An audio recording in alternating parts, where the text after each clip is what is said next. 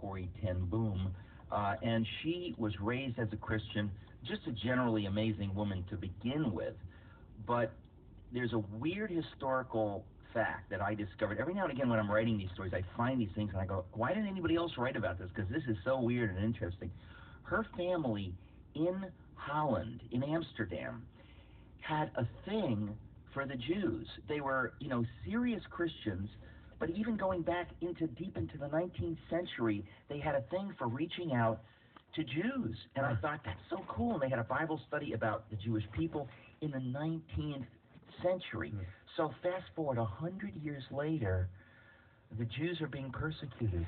And this holy woman and her family said, as believers, just like Bonhoeffer, just like a number of Christians, they said, we've got to do something. We've got to hide them. So they hid Jews in their house, definitely at the cost of their own lives. I mean, a number of them died as a result of doing this.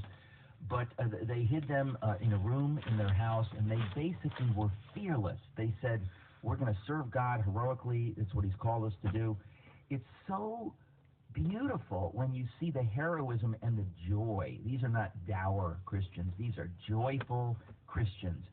And they saved many, many Jewish lives. It's absolutely amazing. And the second part of the story, really, there's a movie called The Hiding Place, which I recommend highly. There was even a sequel done very recently.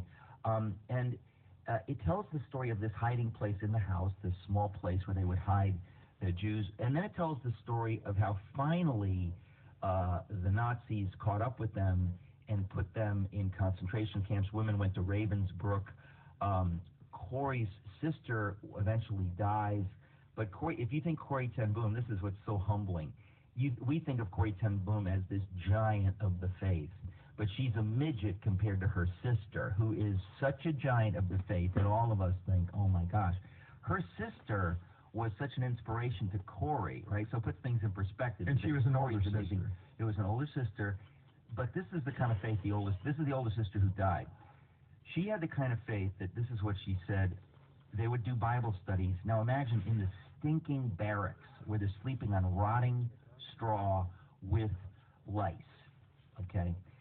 And her sister, they're reading through the scriptures, and it says, I don't know the reference, you guys probably will, but thank God for everything, thank God in all things. And and her sister had the kind of faith where she said, Corrie, we need to thank the Lord for these bed bugs, for these lice. And Corrie's like, listen, I believe in the scripture, but come on, are you kidding me? We're supposed to thank the Lord.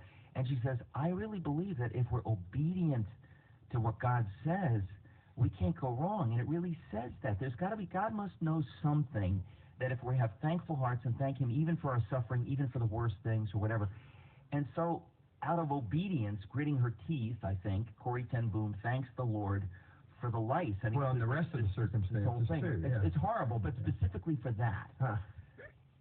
And what happens, I don't remember the details, it's in the book, but a little while later, the guards would not come into their barrack to stop something. I don't know what they were doing. I forget what they were doing, but typically the guards would have come in and would have shut it down, shut down the Bible study or whatever, and they didn't do it.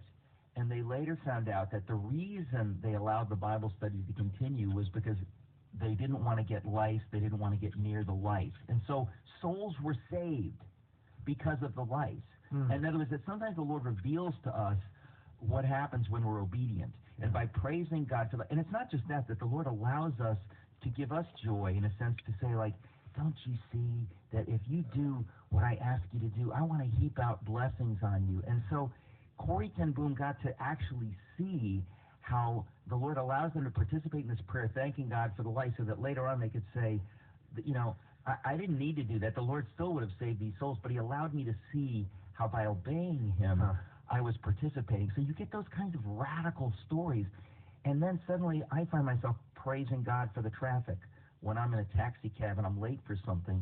And I say, Lord, thank you for this.